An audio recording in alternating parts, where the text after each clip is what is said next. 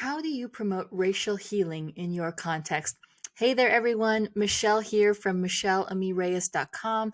I help Christian leaders have more gracious and impactful conversations on race.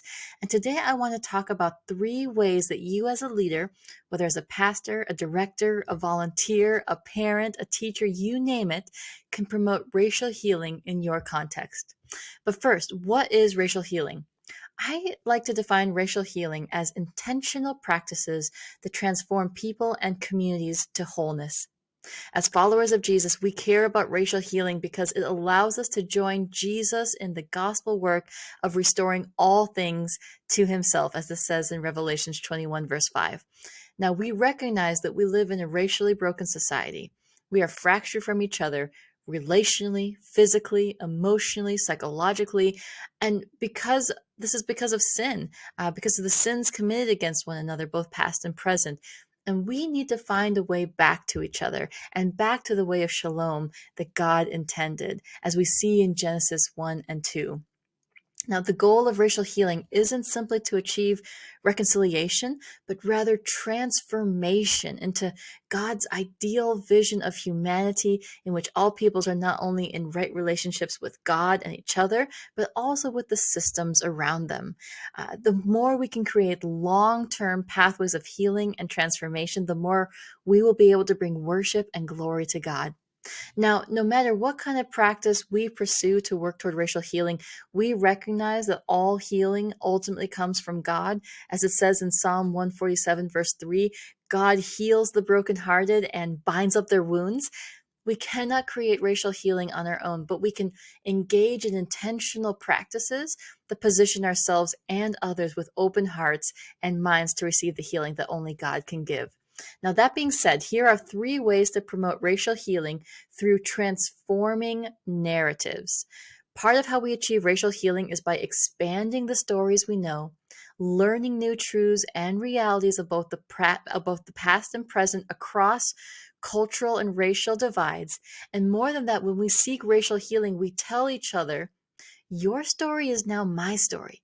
And my hope is that my story will also become your story, in the sense that through storytelling, you become connected and you begin journeying toward healing together, and you care about each other's healings.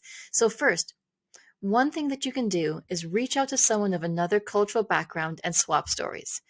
Think of a trusted friend, a trusted coworker. This is a low bar, easy entry point into pathways of racial healing. This could even be a family member, perhaps someone on your staff that you respect and trust, and tell them something like, hey, I'd really love to connect and learn more about your story. I've been thinking a lot about racial healing lately, and I thought that perhaps by getting to know each other, we can grow and heal together. Now, if the other person says yes, meet in a warm and comfortable environment. This could be a cafe, it could be your kitchen or your backyard. And just ask simple questions like, what's your story? And specifically, what's an experience from your ethnic roots that you wish more folks knew about?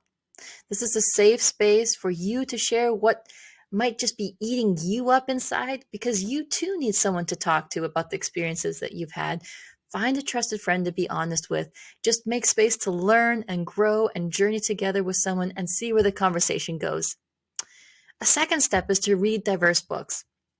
Join the effort in transforming narratives in our country by reading and learning from a wide spectrum of authors: Black, brown, white, Latino, Asian, mixed. Take a look at your bookshelf and ask yourself which voices are missing.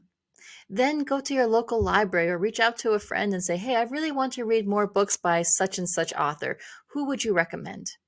Let's not limit our bookshelves.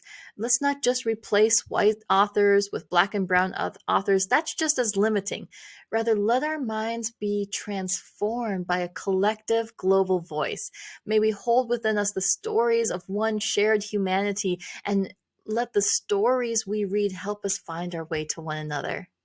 And finally, third, develop storied spaces. And by storied spaces, I mean be intentional about including storytelling and storytelling practices into whichever space you operate in. If you lead in a church, you could take time during Sunday morning services for congregants of different ethnicity to share their stories or specifically their testimonies, testimonies of their lives, their joys, their pains, their wishes, and what they'd like the church to better understand about themselves. If you are a teacher, think about creative ways to develop curriculum that highlights a wide variety of voices for your students, no matter what topic you teach on. If you're a director, create storied space during specific cultural months. Be intentional about highlighting and promoting Black voices during Black History Month and Asian voices during Asian History Month, and so on, whether that's through newsletter highlights or even storytelling segments of work meetings. If you're a parent, create storied space in your home by reading diverse books and watching diverse movies with your kids and having facilitated conversations with them afterwards. Think outside the box, be creative. Let's intentionally work to transform racial narratives as part of our efforts towards holistic racial healing. Now, let me ask you a question. How can you promote racial healing in your context? I'd love to know. Let me know in the comments below. And if you want to learn how to lead a racial healing circle, subscribe to my newsletter and you'll receive a free step-by-step guide. Thanks for watching this video, and I'll see you in the next one.